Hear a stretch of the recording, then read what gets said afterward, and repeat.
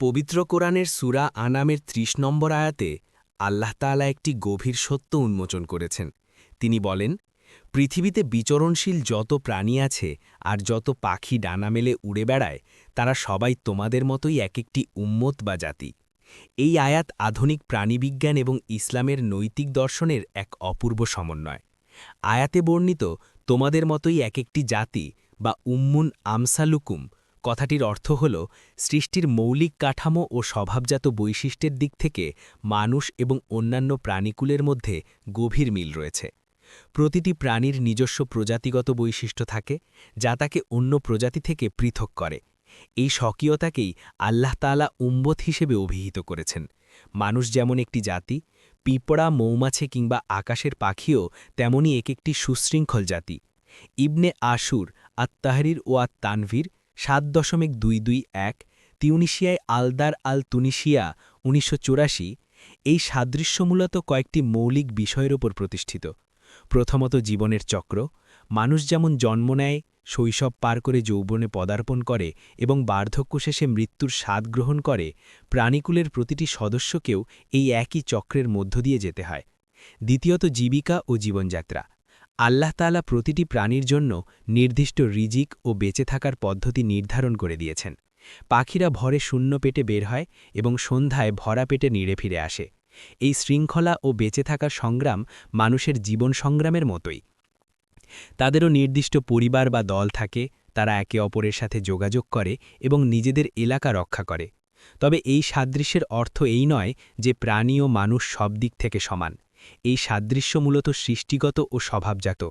চিন্তাচেতনা, জ্ঞানতাত্ত্বিক বিকাশ এবং সভ্যতার অগ্রগতির ক্ষেত্রে মানুষ অনন্য। আল্লাহ তাআলা মানুষকে বিবেক ও বুদ্ধিবৃত্তি দান করেছেন, যা অন্য প্রাণীদের দেননি। প্রাণীরা মূলত তাদের সহজাত প্রবৃত্তির ওপর ভিত্তি করেই জীবন পরিচালনা করে, কিন্তু মানুষ তার অর্জিত জ্ঞান ও চিন্তার মাধ্যমে সভ্যতা গড়ে তোলে। এই বুদ্ধিবৃত্তিক স্বাতন্ত্র্যই মানুষকে আশরাফুল মাখলুকাত বা সৃষ্টির সেরা জীবের মর্যাদা দান করেছে। পবিত্র কোরআনের এই আয়াতের মাধ্যমে আল্লাহ তাআলা মূলত মুসলমানদের প্রাণীকুলের প্রতি সদয় হওয়ার নির্দেশ দিয়েছেন। যখন একজন মানুষ জানতে পারে যে এই তুচ্ছ প্রাণীটিও তার মতো একজন স্রষ্টার সৃষ্টি এবং তাদেরও একটি নির্দিষ্ট সামাজিক বা প্রজাতিগত পরিচয় আছে, তখন তাদের প্রতি মানুষের হৃদয়ে দয়া ও সহানুভূতি জাগ্রত হয়। ইসলামের দৃষ্টিতে প্রাণীরা কেবল ভোগের বস্তু নয়, বরং তারা আল্লাহর সৃষ্টির এক বিশাল অংশ, যাদের প্রতি মানুষের দায়িত্ব রয়েছে। রাসূলুল্লাহ সাল্লাল্লাহু আলাইহি ওয়াসাল্লাম প্রাণীদের প্রতি সদয় হওয়ার ব্যাপারে অত্যন্ত কঠোর নির্দেশনা দিয়েছেন। হাদিসে এসেছে, এক ব্যক্তি রাস্তার ওপর তৃষ্ণার্থ একটি কুকুরকে পানি পান করিয়েছিল, ফলে আল্লাহ তাআলা তাকে ক্ষমা করে জান্নাত দান করেন। সহিহ বুখারী, হাদিস নম্বর 2363। অন্যদিকে প্রাণীর প্রতি নিষ্ঠুরতার পরিণাম অত্যন্ত ভয়াবহ। তিনি আরও বলেন, এক নারীকে জাহান্নামে পাঠানো হয়েছে একটি বিড়ালের কারণে। সে বিড়ালটিকে আটকে রেখেছিল, তাকে খাবারও দেয়নি, আবার ছেড়েও দেয়নি যাতে সে জমিনের পোকামাকড় ছেয়ে বাঁচতে পারে। সহিহ বুখারী, হাদিস নম্বর 3318। সূরা আনামের উক্ত আয়াতের শেষ অংশে বলা হয়েছে, অতঃপর তারা সবাই তাদের প্রতিপালকের নিকট সমবেত হবে। সূরা আনাম, আয়াত নম্বর 38। এই অংশটি অত্যন্ত তাৎপর্যপূর্ণ।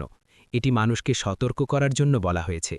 মানুষ যদি মনে করে যে প্রাণীরা অবলা এবং তাদের ওপর অত্যাচার করলে কোনো বিচার হবে না, তবে সে ভুল ভাবছে। কেয়ামতের দিন প্রাণীদেরও উপস্থিত করা হবে এবং তাদের মধ্যে পারস্পরিক বিরোধই মীমাংসা করা হবে। হাদিসে বর্ণিত হয়েছে, কেয়ামতের দিন অবশ্যই পাওনাদারের পাওনা আদায় করা হবে। এমনকি শিংবিহীন ছাগলকে শিংওয়ালা ছাগলের থেকে প্রতিশোধ নেওয়ার অধিকার দেওয়া হবে। সহিহ মুসলিম, হাদিস নম্বর 2582।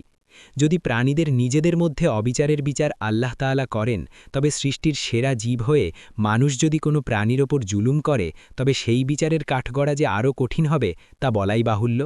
তাই ইসলামের বিধান অনুযায়ী কোনো প্রাণীকে লক্ষ্যবস্তু বানিয়ে আনন্দ স্বীকার করা, তাদের ক্ষুধার্ত রাখা বা ক্ষমতার অতিরিক্ত বোঝা চাপিয়ে দেওয়া কঠোরভাবে নিষিদ্ধ।